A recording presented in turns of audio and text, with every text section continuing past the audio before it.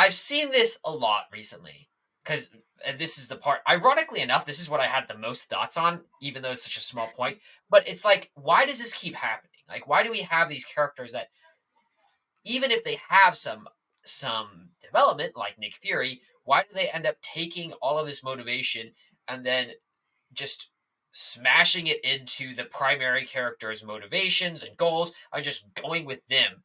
Hmm. Um, and I think it's natural for us to do that, Hmm. right? I think that there is a sense in which we see strong leaders around us, and it's very easy to buy into their vision for the future and to just go with them.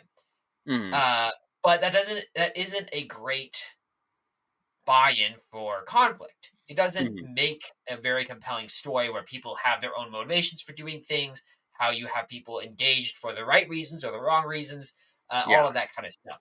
And Yeah. so, Well, it's like go with ahead. any story, like even the allies will have their own motives, their own ideas about how things should be done. They may follow a strong leader, but it doesn't mean that they always completely 100% agree with them or like they just Yeah. go on board with everything. Um, I think I don't know if I've said this, and maybe we talked about this in our allies movies worth watching, but I'm a huge fan of the Expanse book series. Mhm. And in that book series, which is like a sci-fi story of the ship the Rocinante and its crew, um, the crew follows James Holden, who's the captain of the ship, and there's almost like this idea like every story, every mission, they all follow him as a leader. They follow his prerogative, like he's the leader. Right. But even then, like you have these other characters like Alex Kamal and why am I blanking out some of them? Like you have all these other characters, like they follow because they believe it's the right thing to do sometimes, but they also have their own ideas. Like, okay, this is what we should do. Like these little things they have these disagreements on at certain points. Like they have their own ideas clearly. I was like, so they all Sure. have like, even though they follow every story more or less James Holden's lead, they also have their own ideas. They're fully fleshed out characters. Like you understand why they did make the decisions they make in each story. I think that the difference between and I haven't seen The Expanse, but what you're describing for The Expanse and a movie like this is simply the level of buy-in you get.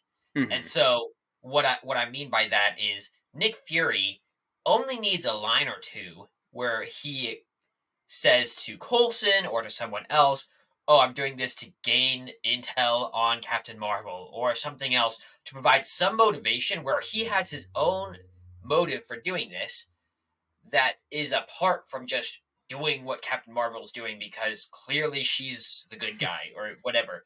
Um, it we don't need that much to show his own side motivations. And the important point is that when you don't have that, it looks like this person took all of their own motivation and just threw it to the side for nothing, as if it didn't matter to them, for the Hmm. sake of joining this cause of this person. And Hmm. if you're a wishy-washy reed in the wind that just blows over when somebody walks by, that's fine, but then you're not a compelling character by yourself. Hmm. That's just the fact of it. And if we're looking for conflict, we should use the side characters as an avenue for that. And uh it when you do that, you add other problems, right? It makes it harder to tie everything up where you have these side issues or Hmm. subplots with the allies where it's like, okay, do they get their issues resolved? How do you have them being true to their character while also fulfilling the climax or the overall issue of the movie? And that's a hard thing to solve. And that's the point, is Hmm. that these characters add this extra conflict. They make it harder to resolve. And that's what makes the tension so good in the movie. I just think it's sloppy that they Hmm. just buy into the main character's issue or their quest without having some sort of inflection point where they really consider if this is the right thing to do. Yeah. And Nick Fury does it the best out of anyone in this movie. So I'm using him as an example because he's the highest point, and there is some reason to say you could still make the argument after I said all this to say Nick Fury is still a somewhat compelling side character, and I think I could give you that. But then if you look at every other character in the movie, they're pegs lower than him, and Yeah. they don't do that. Anyways, it's hard to do. It's inconvenient to do, but when you opt for that convenience to just have them buy in, you make sloppy stories, and those aren't compelling stories. So there's my 2 cents.